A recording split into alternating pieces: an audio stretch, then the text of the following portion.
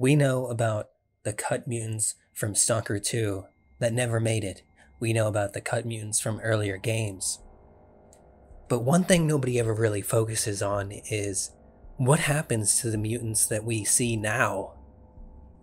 What about the mutants that did make it into the games? What happened to them? What changed them over the course of development? Because there were changes over the course of the development. Things were altered, things were changed. Ideas were gradually differed as time goes on.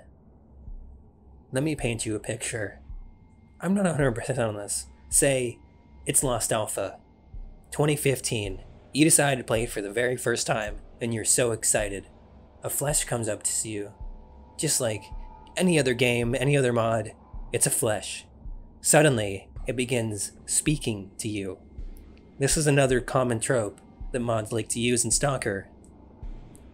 Because in earlier editions, fleshes were supposed to be able to talk, to be able to, I don't know, frighten the player, to make them uneased. Naturally, this was cut for some reason or other, but nonetheless, flesh were supposed to be able to vocalize.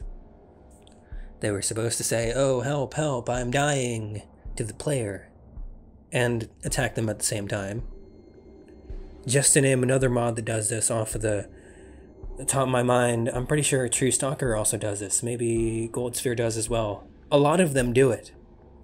Surprisingly, OLR didn't, but OLR did have another version of the Bloodsuckers. I'm not positive on this. It's more conjecture than the flesh thing, but the Bloodsuckers in OLR sounded a lot different. The gasping, wheezing sound really frightened and unnerved me as I played. The first few times I saw a Bloodsucker, I ran away. And to mention, I've read comments from people that say, "Oh, if you see a Bloodsucker in OLR, you will more than likely die. They wipe out squads, they're tanks like chimeras. If you see a Bloodsucker, it's instant death, more or less." So I tried to stay away from the Bloodsuckers in OLR. Now, as to why GSC removed a lot of Bloodsuckers' health and made them sound different, that's really unknown. Just one of the various things they did during development. Of course, OLR is inspired. It's not totally 100% derived from design documents, early 2000s stuff. It in large part is, but it also takes liberties per se on a few select items. But it does well. I just want to mention some things in it, because I believe these are not too far off the mark, because GSC did remove, alter, and change a lot of items. This is natural as a video game's development progresses. It's inevitable, really. Chimeras were also supposed to make the cut. We only see them in the later games. Why? Because they weren't developed long enough to be fully stable. They also went through a few palette color differences too, which is interesting to see. So, we have the wheezing, tanky Bloodsucker, the talking flesh. What else is there? GSC was still nailing down concepts for a pseudo-dog, and eventually we got what we have today. But they had several different ideas of what it could be, what it should do, with the name Pseudo-Dog. There's plenty that you could do with it, just like how with Stalker 2 there were a lot of cut mutants that disguised themselves, became part of the environment, that sort of thing. So they've had this idea for a long time. It's a shame we didn't get to see it in the Stalker 2 that we never got, but maybe we'll see a few of those in the Stalker 2 that we will be getting. To go back to Lost Alpha for a second, I would like to say there were different plots, different design choices.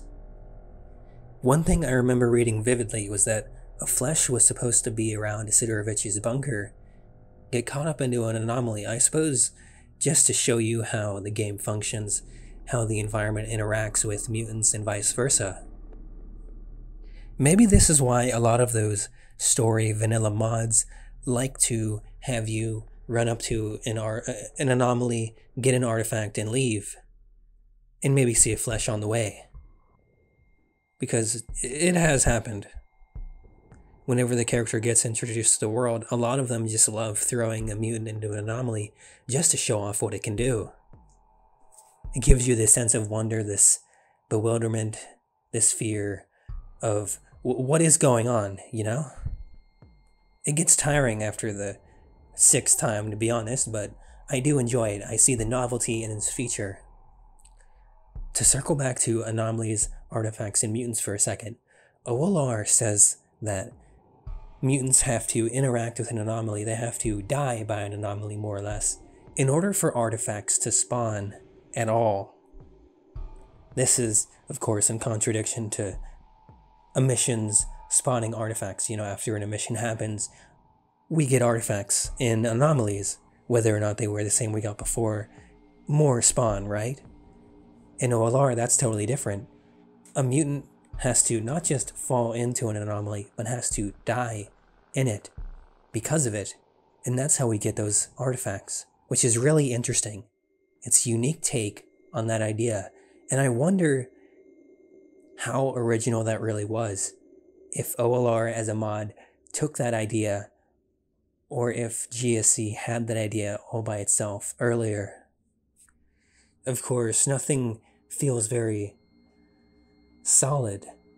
As one of the key characters in Clear Sky says, emissions are supposed to kill everything within it, but we never really see mutants die to an emission.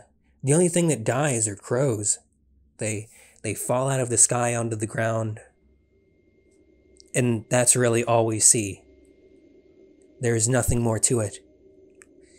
This isn't the first time that GSC does this either.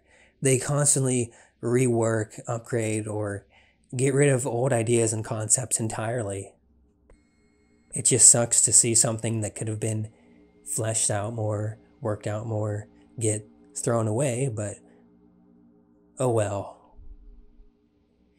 I tried to list all of the major and minor changes that came to mind about the mutants we currently have in games, but if I missed anything, please let me know. I understand that information about these sort of things can be sparse, but I do want to provide to you the best picture that there currently is. If I've missed any information, if there's anything I was wrong on, please correct me, let us know. And that's all.